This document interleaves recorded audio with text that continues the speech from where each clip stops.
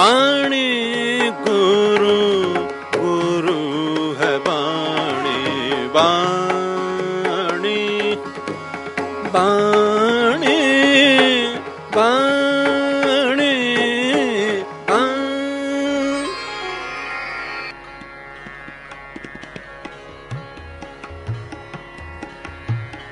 पिछले एपीसोड ਦੇ ਵਿੱਚ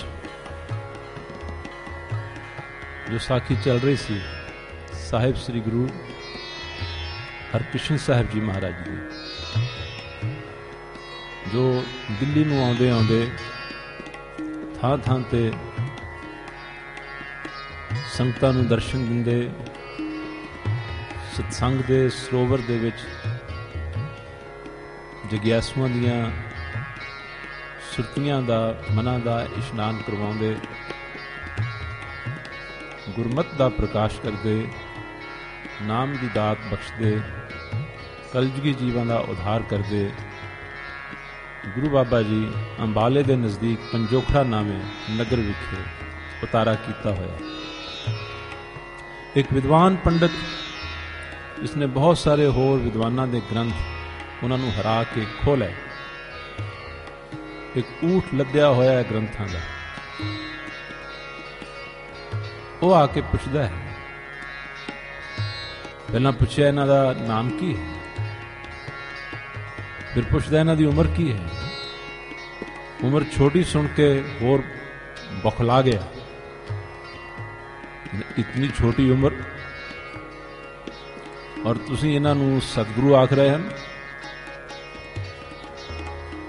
ਇਤਨੀ ਕੁ ਉਮਰ ਦੇ ਵਿੱਚ ਤੇ ਬੱਚਿਆਂ ਦੀ ਹਾਲੇ ਤਾਲੀਮ ਵੀ ਨਹੀਂ ਸ਼ੁਰੂ ਹੋਈ ਹੁੰਦੀ।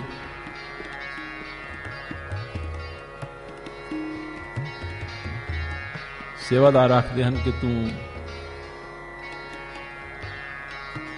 ਨਹੀਂ ਜਾਣਦਾ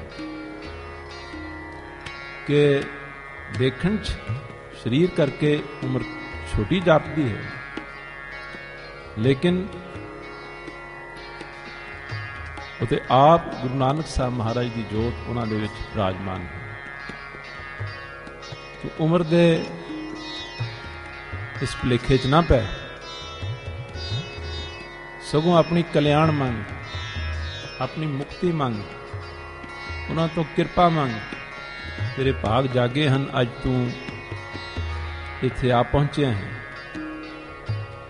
ਇਹ ਪੂਰਨ ਸਤਿਗੁਰੂ ਹਨ। ਉਹ ਕਹਿੰਦਾ ਮੈਂ ਇਹ ਗੱਲ ਮੰਨਣ ਨੂੰ ਕਦੀ ਵੀ ਤਿਆਰ ਨਹੀਂ। ਫਿਰ ਆਖਣ ਲੱਗਾ, ਅਗਰ ਇਹ ਤੁਸੀਂ ਆਖਦੇ ਹੋ ਪੂਰਨ ਸਤਿਗੁਰੂ ਹਨ, ਤੇ ਸਤਿਗੁਰੂ ਤਾਂ ਤ੍ਰੈਕਾਲੀ ਹੁੰਦਾ ਹੈ, ਅੰਤਰਜਾਮੀ ਹੁੰਦਾ ਹੈ, ਸਰਬ ਕਲਾ ਸਮਰੱਥ ਹੁੰਦਾ ਹੈ। ਤੇ ਫਿਰ ਆਪਣੇ ਇਸ ਸਤਿਗੁਰੂ ਨੂੰ ਆਖੋ ਕਿ ਮੇਰੇ ਨਾਲ ਗਿਆਨ ਚਰਚਾ ਕਰਨ, ਫਿਰ ਮੈਂ ਦੇਖ ਲਾਂਗਾ ਕਿਤਨੀ ਕੁ ਵਿਦਿਆ ਆਉਂਦੀ ਹੈ, ਕਿਤਨਾ ਕੁ ਗਿਆਨ ਇਹਨਾਂ ਦੇ ਪਾਸ ਹੈ। ਉਹ ਆਖਦੇ ਹਨ ਤੂੰ ਉਹਨਾਂ ਦੀ ਪਰਖ ਦੇ ਵਿੱਚ ਨਾ ਪੈ। ਪਰ ਉਹ ਕੁਝ ਨਹੀਂ ਸੁਣਦਾ, ਅੜ ਗਿਆ ਹੈ। ਕੁਝ ਹੋਰ ਸੱਜਣੇ ਇਕੱਠੇ ਹੋ ਗਏ, ਇਹ ਤੇ ਗੱਲ ਕੀ ਹੋ ਰਹੀ ਹੈ। ਜਿਸਲੇ ਦੇਖਿਆ ਕਿ ਇੱਥੇ ਇੱਕ ਨਾ ਸਮਝ ਮੂਰਖ ਪੰਡਤ ਖਾਮਖਾ ਰੌਲਾ ਪਾ ਰਿਹਾ ਹੈ, ਅੜਨਾ ਚਾਹੁੰਦਾ ਹੈ, ਗੁਰੂ ਜੀ ਦੇ ਨਾਲ ਬਹਿਸ ਕਰਨੀ ਚਾਹੁੰਦਾ ਹੈ, ਜੋ ਆਪ ਗਿਆਨ ਦੇ ਸਮੁੰਦਰ ਹਨ।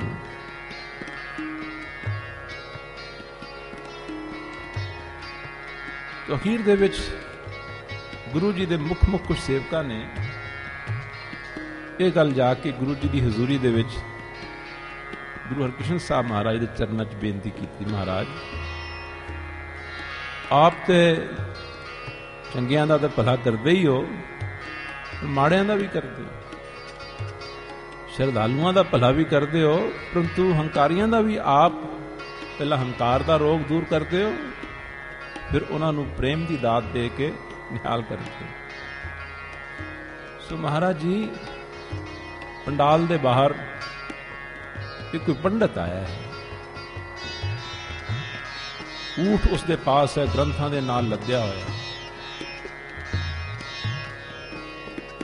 ਉਹ ਆਖਦਾ ਹੈ ਕਿ ਮੈਂ ਤੇ ਗੁਰੂ ਤਾਂ ਮੰਨਾਂਗਾ ਜੇ ਮੇਰੇ ਨਾਲ ਉਹ ਗਿਆਨ ਚਰਚਾ ਕਰਨ, ਬਹਿਸ ਕਰਨ। ਬਹਿਸ ਦੇ ਵਿੱਚ ਮੈਨੂੰ ਹਰਾਣ, ਜੇ ਮੈਨੂੰ ਹਰਾ ਲਿਆ ਫਿਰ ਮੈਂ ਮੰਨਾਂਗਾ ਕਿ ਹਾਂ ਇਹ ਪੂਰਨ ਸਤਿਗੁਰੂ ਹਨ। ਨਹੀਂ ਤਾਂ ਉਹ ਕਹਿੰਦਾ ਮੈਂ ਸਭ ਲੋਕਾਂ ਨੂੰ ਸਗੋਂ ਇਹ ਪ੍ਰਗਟ ਕਰਾਂਗਾ ਇਹ ਗੁਰੂ ਨਹੀਂ ਹਨ, ਇਹਨਾਂ ਪਾਸ ਗਿਆਨ ਹੀ ਨਹੀਂ। ਗੁਰੂ ਜੀ ਸ਼ਾਂਤੀ ਦੇ ਸੋਮੇ, ਧੀਰਜ ਦੇ ਸੋਮੇ, ਅਥਾਹ ਟਿਕਾ, ਕਿਸੇ ਉੱਤੇ ਵੀ ਕੋਈ ਗੁੱਸਾ ਰੰਜਿਸ਼ ਕਦੀ ਵੀ ਨਾ ਕਰਨ ਵਾਲੇ, ਜਾਣਦੇ ਹਨ ਕਲਯੁਗੀ ਜੀਵਾਂ ਦੀ ਗਤੀ ਨੂੰ ਅੱਛੀ ਤਰ੍ਹਾਂ ਜਾਣਦੇ ਹਨ ਕਿ ਕਲਯੁਗ ਦੇ ਵਿੱਚ ਕਲਯੁਗੀ ਜੀਵਾਂ ਦੇ ਮਨਾਂ ਦੇ ਅੰਦਰ ਇਹ ਕੁਛ ਹੀ ਹੁੰਦਾ ਹੈ। ਖਾਸ ਕਰਕੇ ਵਿਦਵਾਨਾਂ ਨੂੰ ਤਾਂ ਬਿਲਕੁਲ ਅੱਛੀ ਤਰ੍ਹਾਂ ਜਾਣਦੇ ਹਨ। ਇਸੇ ਕਰਕੇ ਬਾਣੀ ਦੇ ਵਿੱਚ ਬੜੇ ਕਟਾਖਸ਼ ਦੇ ਨਾਲ ਇਹ ਗੱਲ ਆਖੀ ਗਈ ਹੈ। ਜਿਨ੍ਹਾਂ ਨੇ ਸਾਰੇ ਵੇਦ ਸ਼ਾਸਤਰ ਪ੍ਰਾਣ ਸਿਮਰਤੀਆਂ ਆਦਿ ਪੜ੍ਹ ਲੈ, ਪੜ੍ਹਨ ਤੋਂ ਬਾਅਦ ਅਵਸਥਾ 'ਚ ਕੋਈ ਫਰਕ ਹੀ ਨਾ ਆਇਆ। ਬਾਣੀ 'ਚ ਇੱਕ ਬੜਾ ਪਿਆਰਾ ਬਚਨ ਹੈ, वेद पुराण पढ़े का क्या गुण। कहते ये सारा कुछ इतना पढ़े का लाभ की होया, ਇਹਦਾ फायदा की होया। कहते ये तो इस तरह है जिमें खर चंदन जस भारा। किसी खोते दे उत्ते एक बड़ा लकड़ियां दा, चंदन दियां लकड़ियां दा, किसी खोते दे उत्ते, गधे दे उत्ते चंदन दियां लकड़ियां दी पंड जड़ी है उस दे उत्ते रख दिओ, लद दिओ। फिर भी कहंदे उस खोते नूं, उस गधे नूं उसदा की लाभ, क्योंकि उसनूं ते चंदन दी सुगंध आनी नहीं है, उसनूं ते चंदन दी खुशबू आनी नहीं है। कहंदे बस उही हाल है ये विद्वानां दा, इन्हां पंडितां दा, जिन्हां ने ग्रंथां दे ग्रंथ अपने दिमाग दे विच इकट्ठे कीते होए हैं। असलीयत दे विच गधे ही हैं, असलीयत दे विच खोते ही हैं, क्योंकि वो ज्ञान कुछ होर है, इन्हां दा जीवन करनी जिहड़ी है वो कुछ होर है। गुरु महाराज जी दे चरनां च बेनती कीती, महाराज वो आखदा है कि आप जी दे नाल बहस करनी है, आप जी दे नाल ज्ञान चर्चा करनी है, आप जी कृपा करो उसनूं समत बख्शो।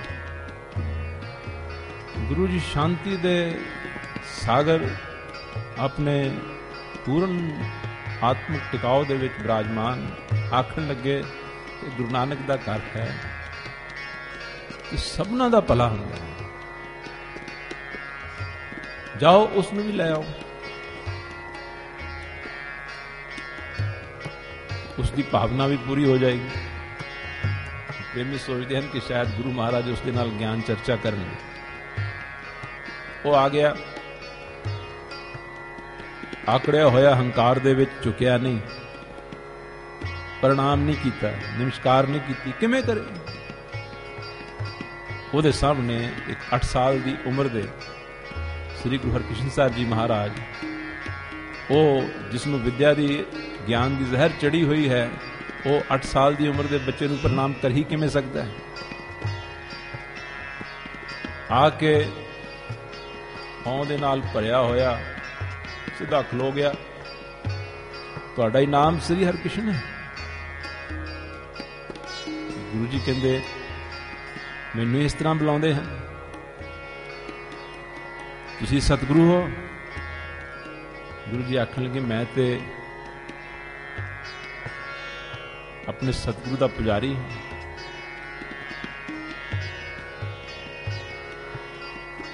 तुहानू की ज्ञान है बहुत। गुरु जी आखन लगे, हम बारक तू गुरपिता हैं दे मत समझाए। साडी ते हालत यह है, साडी भावना यह है कि असी हमेशा ही बालक हैं। वो अकाल पुरख पिता तो हमेशा मत मंगते हैं, अपने ज्ञान का दावा ना करते हैं ना कर सकते हैं। पर पंडित जी जियो आया, तुसी गुरु नानक साहब महाराज दे घर दे विच आए हो, मैं ते उस गुरु नानक साहब दे घर दा सेवक हाँ। ये आख्या वो आखन लगा, चलो इन्हां गल्लां नूं छड्डो, तुसी चूंकि गद्दी ते बैठे हो, इतनी सारी लुकाई अपने पिछे लगाई हुई है, 8 साल की तुहाडी उम्र है, सारे तुहानूं सतगुरु मनते हैं, ते मेरे नाल ज्ञान चर्चा करो। गुरु जी कहते हो तो मूर्खां दा काम हुंदा। ज्ञान इस्तेमाल करन लई हुंदा, झगड़न लई नहीं हुंदा।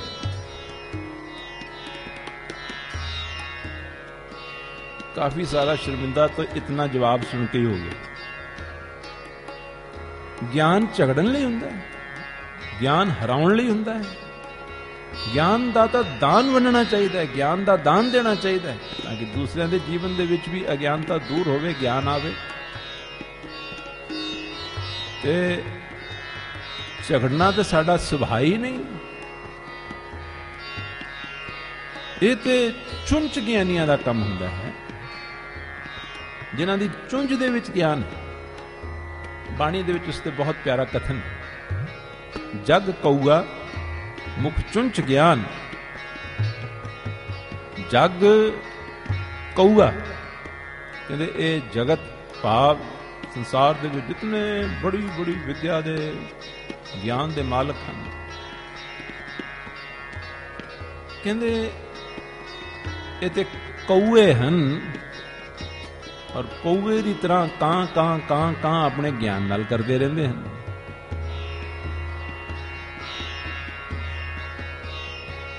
ये ते कौए हैं,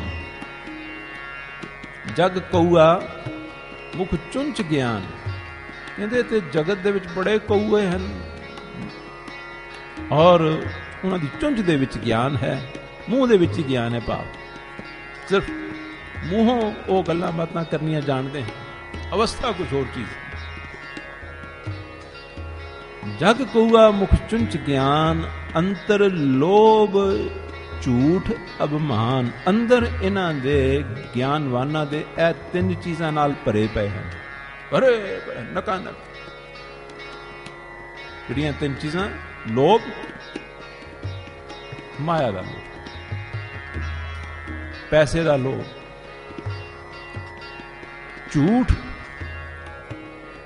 फिर इन्हां दी जिंदगी झूठ, अंदरों ये कुछ होर हन, दुनिया को कुछ होर दिखा दें। अभिमान, अपने पढ़े हुए ज्ञान के कारण बड़े हंकार दे विच हन। साडे वर्गा नॉलेज, साडे वर्गी इन्फॉर्मेशन, साडे वर्गा ज्ञान जिन्हां दे कोल नहीं है, उन्होंने तो बुलाउंदे तक भी नहीं, समझते ही कुछ नहीं है। ये अंदरों तो 3 चीज़ां नाल जो कि जहर हन सुधियां, इन्हां नाल भरे पे हैं। जग कऊगा मुख चुंच ज्ञान, अंतर लोभ झूठ अभिमान। अंतर लोभ झूठ अभिमान, आप न बुझे लोक बुझावे। कहते इन्हां दी हालत यह है, इन्हां दी हालत यह है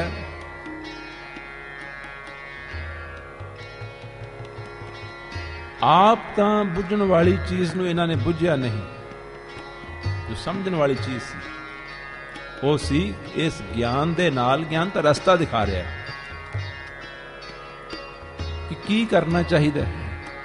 पर जो ज्ञान कहता है, जो ज्ञान कहता है कि आ करना चाहिए है, ये उससे बिल्कुल विपरीत कर दे, उल्ट कर दे। आप ना बुझ है लोक बुझावे, मन का अंधा अंध कमावे। कहते ये मन दे अंधे हन, मन दे अंधे हन, अपनी आत्मक बादशाहत ਨੂੰ अपनी आत्मा ਨੂੰ ਤਾਂ ਇਹ ਬੁੱਝ ਨਹੀਂ ਸਕੇ, ਲੋਕਾਂ ਨੂੰ ਰਾਹ ਦੱਸਦੇ ਫਿਰਦੇ ਹਨ। ਮਨ ਕਾ ਅੰਧਾ ਅੰਧ ਕਮਾਵੇ, ਕਹਿੰਦੇ ਮਨ ਦੇ ਅੰਧੇ ਹਨ ਔਰ ਫਿਰ ਇਹ ਅੰਨਾਪਨ ਹੀ ਦੁਨੀਆ ਦੇ ਵਿੱਚ ਫੈਲਾ ਰਹੇ ਹਨ। ਗੁਰੂ ਜੀ ਆਖਣ ਲੱਗੇ ਗਿਆਨ ਤਾਂ ਪ੍ਰੇਮ ਵਧਾਉਣ ਲਈ ਹੁੰਦਾ, ਗਿਆਨ ਤਾਂ ਸੁਖ ਦੇਣ ਲਈ ਹੁੰਦਾ, ਗਿਆਨ ਤਾਂ ਇੱਕ ਐਸਾ ਦਾਨ ਹੈ ਜਿਸ ਵਰਗਾ ਹੋਰ ਕੋਈ ਦਾਨ ਹੀ ਨਹੀਂ ਹੈ। ब्रह्म ज्ञान समदान न तप न खिमा समान, जिसे महापुरुष के वचन हैं। ब्रह्म ज्ञान समदान न है तप न खिमा समान। ब्रह्म ज्ञान जैसा तो और कोई दान ही नहीं, क्योंकि ये दान तो जीव नूं जन्म मरण के गेट चों मुक्त कर दिंदा है।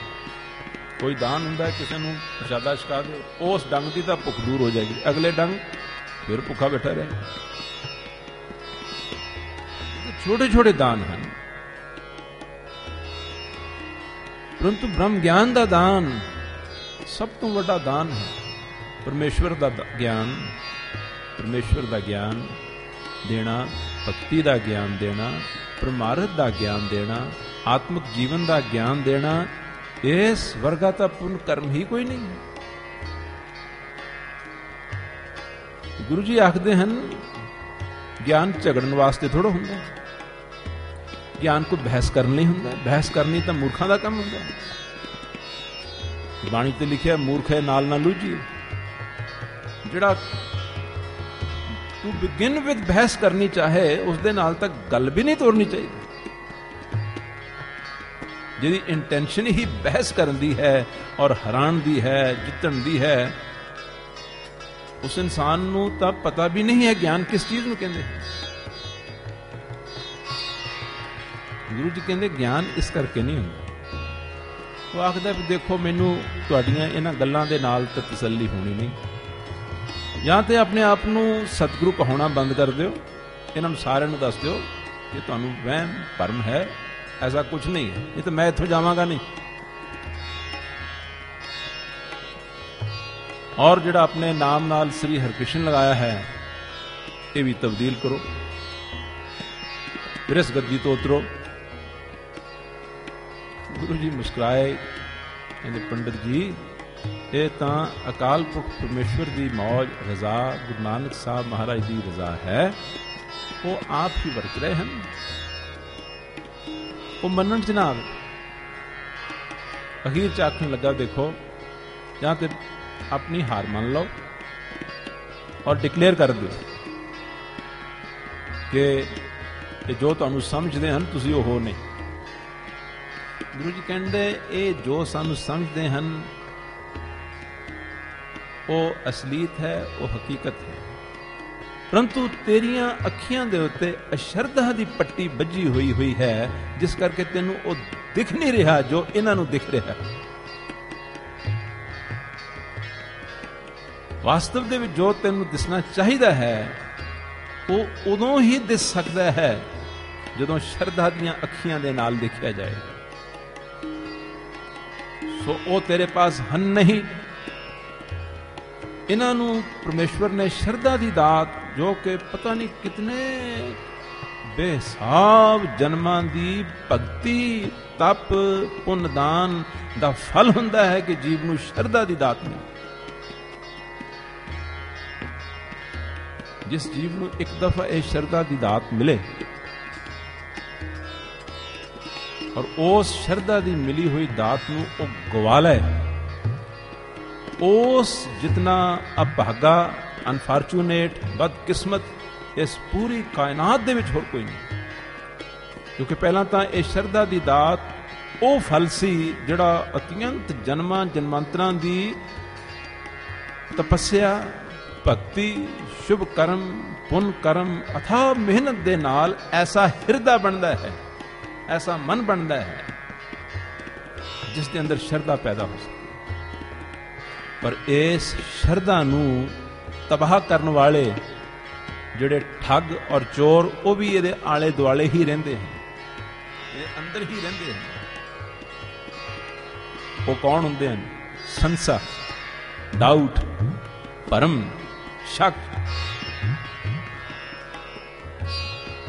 ਗੁਰੂ ਜੀ ਆਖਦੇ ਨੇ ਤੇਰੇ ਮਨ ਦੇ ਉੱਤੇ ਆਕੜ ਦੀ, ਹੌਂ ਦੀ, ਅਸ਼ਰਦਾ ਦੀ ਪੱਟੀ ਵੱਜੀ ਹੋਈ ਹੈ, ਇਸ ਕਰਕੇ ਤੈਨੂੰ ਦਿਸਦਾ ਨਹੀਂ ਹੈ ਜੋ ਇਹਨਾਂ ਨੂੰ ਦਿਸਦਾ ਹੈ। ਇਹ ਸੁਭਾਗੇ ਹਨ ਜਿਨ੍ਹਾਂ ਦੇ ਪਾਸ ਸ਼ਰਧਾ ਦੀ ਦਾਤ ਹੈ। ਉਹ ਆਖਣ ਲੱਗਾ ਦੇਖੋ ਇਸ ਤਰ੍ਹਾਂ ਤੇ ਗੱਲ ਮੁੱਕਣੀ ਨਹੀਂ ਹੈ। ਮੈਂ ਇੱਕ ਗੀਤਾ ਦਾ ਸ਼ਲੋਕ ਉਚਾਰਦਾ ਹਾਂ, ਉਸ ਦਾ ਤੁਸੀਂ ਮੈਨੂੰ ਸਿਰਫ ਅਰਥ ਕਰਕੇ ਸੁਣਾ ਦਿਓ। ਅਰਥ ਕਰਕੇ ਸੁਣਾ ਦਿਓਗੇ ਤਾਂ ਵੀ ਮੈਂ ਮੰਨ ਲਾਂਗਾ, ਕਿਉਂਕਿ 8 ਸਾਲ ਦੀ ਉਮਰ ਦਾ ਕੌਣ ਹੈ ਜਿਸ ਨੇ ਪਹਿਲਾਂ ਸੰਸਕ੍ਰਿਤ ਵੀ ਪੜ੍ਹ ਲਈ ਹੋਵੇ, ਫਿਰ ਗੀਤਾ ਵੀ ਪੜ੍ਹ ਲਈ ਹੋਵੇ, ਗੀਤਾ ਦੇ ਸਾਰੇ ਅਰਥ ਵੀ ਪੜ੍ਹ ਲਏ ਹੋਣ। 8 ਸਾਲ ਦੀ ਉਮਰ ਦੇ ਵਿੱਚ ਤੇ ਪੋਸੀਬਲ ਹੀ ਨਹੀਂ ਹੈ, ਹੋ ਹੀ ਨਹੀਂ ਸਕਦੀ। ਚਲੋ ਤੁਸੀਂ ਮੈਨੂੰ ਗੀਤਾ ਦੇ, ਸਾਰੀ ਗੀਤਾ ਦੇ ਨਹੀਂ, ਸਿਰਫ ਇੱਕ ਸ਼ਲੋਕ ਦੇ, ਗੀਤਾ ਦੇ ਇੱਕ ਸ਼ਲੋਕ ਦੇ ਅਰਥ ਕਰਕੇ ਸੁਣਾ ਦਿਓ। ਗੁਰੂ ਮਹਾਰਾਜ, ਗੁਰੂ ਹਰਕ੍ਰਿਸ਼ਨ ਸਾਹਿਬ ਮਹਾਰਾਜ ਹੱਸ ਪਏ, ਆਖਣ ਲੱਗੇ ਪੰਡਤ ਜੀ ਇੱਕ ਗੀਤਾ ਦੇ ਸ਼ਲੋਕ ਦੇ ਅਰਥ ਗੁਰੂ ਨਾਨਕ ਚਾਹਣ ਤਾਂ ਕਿਸੇ ਤੋਂ ਵੀ ਕਰਵਾ ਸਕਦੇ ਹਨ। ਜੇ ਮੈਂ ਕਰਤੇ ਫਿਰ ਤੁਹਾਡੇ ਮਨ 'ਚ ਸ਼ੱਕ ਹੋਏਗਾ ਕਿ ਸ਼ਾਇਦ ਇਹਨਾਂ ਦੇ ਕਰਦਿਆਂ ਨੇ ਬਹੁਤ ਜਲਦੀ ਹੀ ਪੜ੍ਹਾਉਣਾ ਸ਼ੁਰੂ ਕਰਤਾ ਹੋਵੇ, ਸ਼ਾਇਦ ਸਿਖਾਲ ਦਿੱਤੇ ਹੋਣ, ਪੜ੍ਹਾ ਦਿੱਤੇ ਹੋਣ, ਕਿਉਂਕਿ ਗੁਰੂ ਘਰ ਨਾਲ ਹੀ ਸੰਬੰਧਿਤ ਚਲੇ ਆ ਰਹੇ ਹੋ। ਇਸ ਕਰਕੇ ਇਸ ਗੀਤਾ ਦੇ ਜਿਸ ਵੀ ਸ਼ਲੋਕ ਦੇ ਅਰਥ ਤੁਸੀਂ ਸੁਣਨੇ ਚਾਹੁੰਦੇ ਹੋ, ਅਸੀਂ ਨਹੀਂ ਕਰਾਂਗੇ। ਤੁਸੀਂ ਪੰਜੋਖਰੇ ਪਿੰਡ ਚੋਂ ਜਿਸ ਨੂੰ ਮਰਜ਼ੀ ਪਕੜ ਕੇ ਲੈ ਆਓ, ਜਿਸ ਨੂੰ ਮਰਜ਼ੀ ਪਕੜ ਕੇ ਲੈ ਆਓ।